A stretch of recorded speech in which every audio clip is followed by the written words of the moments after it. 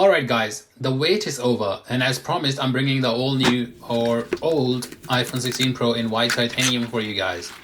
It came in a small package, much smaller than Pixel 9 Pro XL, where Google is trying really hard this time.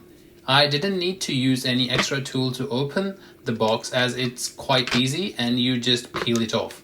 Inside the box you guys get a charging cable, a SIM tool and your iPhone 16.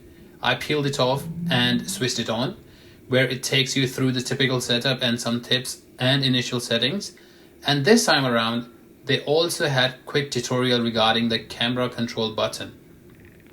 At first glance, it's not much different from older models as it looks, weighs and feels the same, but the cool changes are the small ones, like improvements with camera, an extra button for it, also audio improvements, all new A18 Bionic chip which would lead to better battery and performance.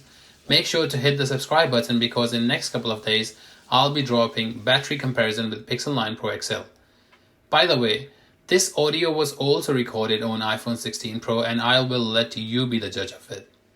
The camera control button is a cool addition, but I don't know how many people will be using it.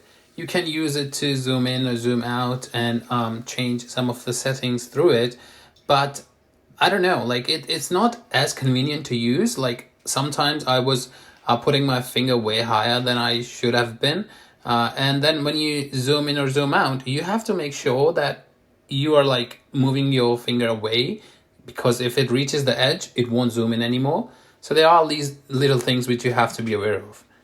I shared with you the dummies I got for iPhone 16 lineup earlier, and the actual iPhone 16 Pro is exactly same. The height, layout, button placement, everything is almost the same. I'd say even they both weigh the same. The dummy of Pro Max also has exactly same color, so you can trust the designs released earlier.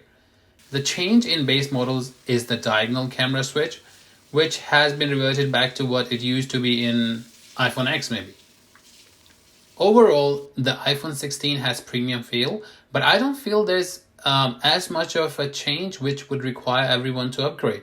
You can still use your old devices just fine, unless you're looking for Apple Intelligence, which will be released later, or minor enhancements. Make sure to hit the subscribe button because I'll be dropping more content and comparisons of iPhone 16 Pro soon. See you then.